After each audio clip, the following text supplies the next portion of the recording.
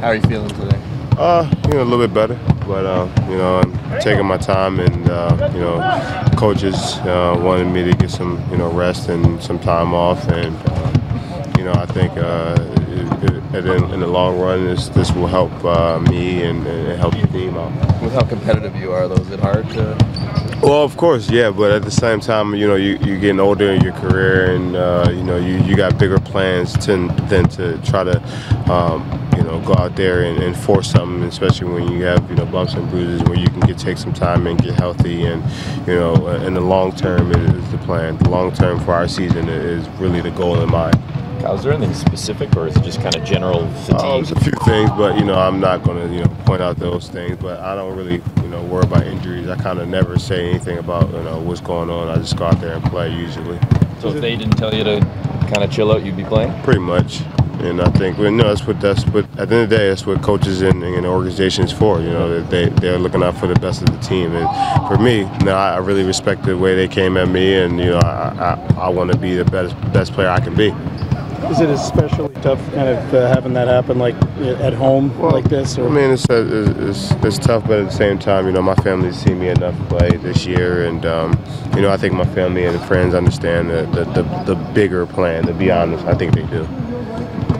Losing obviously never a desired thing. I think there's something to be said for a team that's trying to contend for something going through a stretch like this. I think at this point, I don't even know how many games we've played, but I think we still have enough time to. I'd rather hit this rut now than hit it in the last week of the season and go into the playoffs. I'd rather hit a rut now and work our way out of it, and not have to worry about the rut when it's time when it really counts. Villanova 1 seed. In my book, yeah. In my book, they're a hell of a 1 seed. I can't wait to see it. If they get screwed, then I might tweet something about it. What do you think of what the Toronto guy Ennis is doing for them? I think Dylan is really good. When he first got here, I really thought he was going to be what he's doing now, and I'm just happy to see he's doing well, and especially for me playing in his country, his city, is pretty cool for me. How much do you think All-Star took away from not just you but all the guys? Because we were there and we saw it's one commitment after the other, and then you don't really get a chance to sort of rest.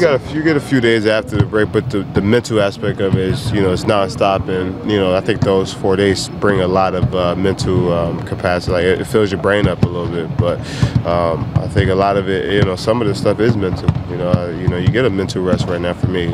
Physical, also mental rest. So it's good for me. I don't mean to turn it into a bigger issue, but do you think it's like for a lot of players going forward, now that you guys have this week-long rest, I would imagine a lot of guys, as much as it's an honor to be an All-Star, you'd love to have a week to do nothing. I don't know. Everyone's built differently. Yeah. I think me personally, I would love being an All-Star every single year. So that's me. But I'm sure like the older guys, like Tim and Dirk, would love to have that week of doing absolutely nothing. And what we do, we play to be the best players we can be. And if you're one of the best players in the world, you're going to be an All-Star. Tamar talked about, obviously he was out for a lot longer, but he talked about how one of the benefits was he kind of got to see the game and see what was going on. Yeah. Even if it's just a couple games for you, do you think that might help? Well, you for sure, I think so. I think even the New York game I watched, and that's why I'm out here. I'm not leaving. Like I'm not going to sit in the back. I'm going to be here, travel, and be on the bench and being a part of the team, because it's one thing. I'm as a leader of the team, you got to be a part of the team and still be there for the guys, and make sure you help them out as much as you can, because once I get back on the floor, I want to still be a part of the team and be able to implement the things that I've seen. What are you seeing right now? I think I'm just in a team we're struggling to find ways to win games. We're trying not to lose games. We're not going out and winning games, but that happens. It's a long season, and I think once we get back into a rhythm and we figure out and just go win the game, not try to lose the game. I know Pat was saying last week that maybe the ball movement needs to improve a little bit in terms of just guys sharing the ball a little bit more, make the extra pass. Yeah, I think that's one thing. I think we need to get our assists back up. I think ball movement, player movement, getting out in transition, getting stops, first of all. And once we get stops, when teams score on us, it's hard for us to get into our thing. But when we stop teams and we get out into the break, we're pretty good. Does it kind of get inside guys' heads, like when you kind of got a stretch like you've had? No, I think it does for a certain extent, but I think we're a good enough team and we got good enough players to know we'll be okay.